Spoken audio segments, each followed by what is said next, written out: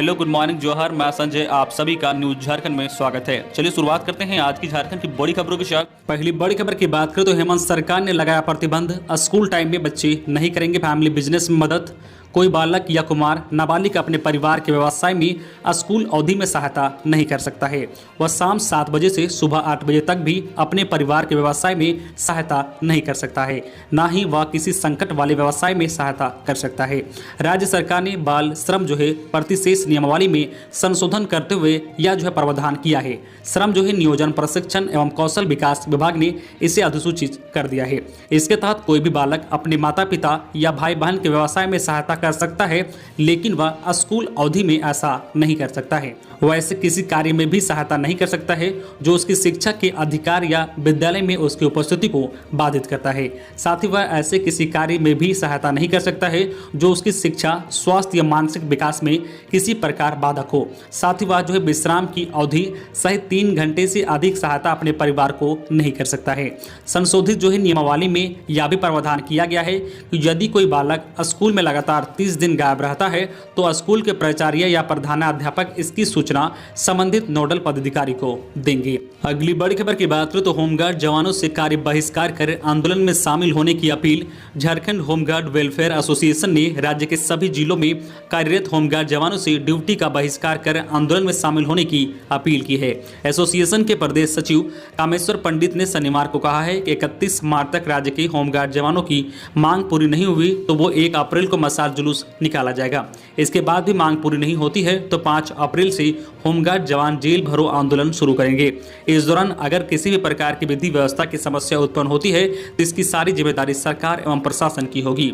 उल्लेखनीय है कि होमगार्ड जवानों की मांग है कि उन्हें बिहार में होमगार्ड को मिलने वाले सभी सुविधाएं दी जाए। बिहार में होमगार्ड जवानों को कर्तव्य भत्ता के रूप में रोजाना 774 रुपये का भुगतान होता है, जबकि झारखंड में होमगार्ड जवानों को 1 अप्रैल 2019 से महज 500 रुपये कर्तव्य भत्ता का भुगतान होता है। इसको लेकर राज्य के विभिन्न जिलों के होमगार्ड के जवान बीते 8 मार्च से विधानसभा के समक्ष धरना दे रहे हैं। अगली बड़ी खबर की बात करें तो चुनाव के पहले चरण में वोटर्स का दिखा जोश। असम में 72% तो पश्चिम बंगाल में करीब 80% वोटिंग। पश्चिम बंगाल और असम विधानसभा चुनाव के पहले चरण के दौरान शनिवार को बम्पर वोटिंग हुई है। असम में शाम 6 बजे तक वोटिंग खत्म हो गई, लेकिन बंगाल में शाम 6:30 बजे तक के बाद भी कई जगहों पर वोटिंग की लाइन लगी हुई थी। हालांकि 7:15 बजे के करीब बंगाल में भी वोटिंग संपन्न हो गई। चुनाव आयोग के मुताबिक असम में जहां शाम 6 बजे तक 72.14% वोटिंग हुई है, वहीं पश्चिम बंगाल में 79.79% वोटिंग रिकॉर्ड हुई है। गौरतलब है कि पश्चिम बंगाल में पहले चरण के दौरान 30 सीटों पर वोटिंग हुई है, जबकि असम में 47 विधानसभा सीटों पर वोटिंग हुई है। अगली बड़ी खबर की बात करें तो प्रिंसिपल और टीजीटी पीजीटी शिक्षकों की बम्पर भर्ती। इस दिन से शुरू होगा आवेदन। भारत सरकार के जनजातीय मामलों के मंत्रालय ने प्रिंसिपल और टीजीटी पीजीटी शिक्षकों के 3479 पदों पर भर्तियां निकाली हैं। यह भर्तियां 17 राज्यों में स्थित एकलव्य मॉडल रेसिडेंटल स्कूलों के लिए हो रही है। अभ्यर्थी 1 अप्रैल से जनजातीय मामलों के मंत्रालय की वेबसाइट tribal.nic.in पर विजिट करके ऑनलाइन आवेदन कर सकते हैं। इन पदों पर अभ्यर्थियों का चयन लिखित परीक्षा के आधार पर होगा, जिसका आयोजन जून के पहले सप्ताह में किया जाएगा। प्रिंसिपल और शिक्षक पदों के लिए आवेदन की अंतिम तिथि 30 अप्रैल है। मंत्रालय की ओर से जारी विज्ञप्ति के अनुसार इसके लिए आवेदन प्रक्रिया अगले महीने की 1 तारीख से प्रारंभ होगी। अगली बड़ी खबर की बात करें तो 5,000 रुपये बेरोजगारी भत्ता देने से पहले हेमंत सोरेन सरकार ने रखी ये शर्त। युवाओं के लिए निराश करने वाली खबर है। मुख्यमंत्री प्रोत्साहन योजना के तहत उन बेरोजगारों को ही प्रोत्साहन भत्ता मिलेगा जिन्होंने राज्य के सरकारी तकनीकी संस्थानों से तकनीकी शिक्षा प्राप्त की है। श्रम नियोजन प्रशिक्षण एवं कौशल विकास विभाग द्वारा इस योजना को लेकर जारी संकल्प में इसे स्पष्ट किया गया है। इसके तहत सरकारी विभाग द्वारा संचालित कौशल विकास प्रशिक्षण के तहत अल्पकालीन प्रशिक्षण प्राप्त करने वाले, सरकारी ITI पॉलिटेक्निक से प्रशिक्षण प्राप्त करने वाले एवं अन्य सरकारी व्यावसायिक पाठ्यक्रम उत्तीर्ण बेरोजगारों को ही इस योजना का लाभ मिलेगा। अगली बड़ी खबर की बात करें तो 1 अप्रैल से AC, टीवी, गाड़ियां और स्मार्टफोन होंगे महंगे। जानिए और क्या क्या बिगाड़ेगा आपका बजट।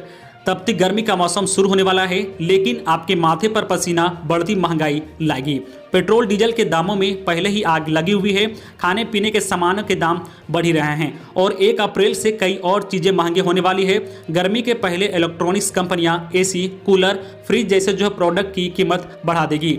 अगर आप कार या बाइक खरीदने का प्लान बना रहे हैं तो 1 अप्रैल से इसके लिए भी ज़्यादा पैसे देने होंगे। हवाई यात्रा भी महंगे होने वाली है।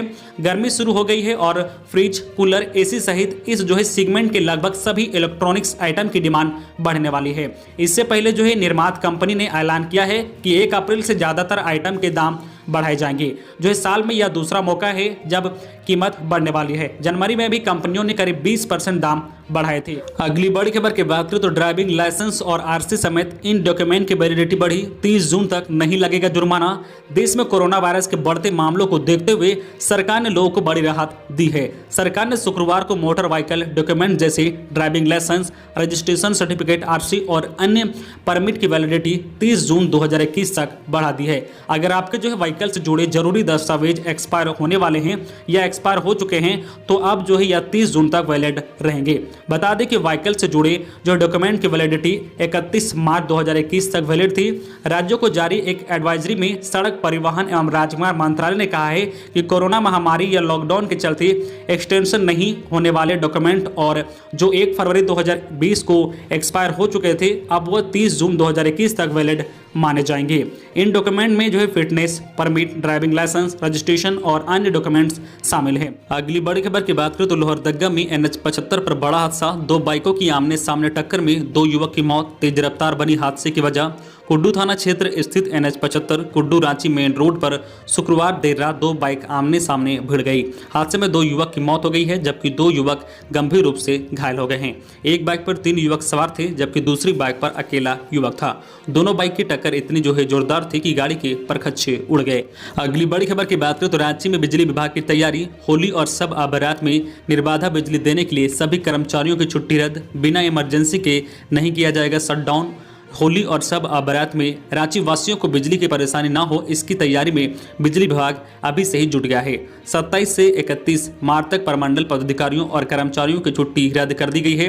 अगर कोई आवेदन देता भी है तो उसे स्वीकृत नहीं किया जाएगा। महाप्रबंधक जो PK श्रीवास्तव ने इस संबंध में आदेश जारी कर दिया है।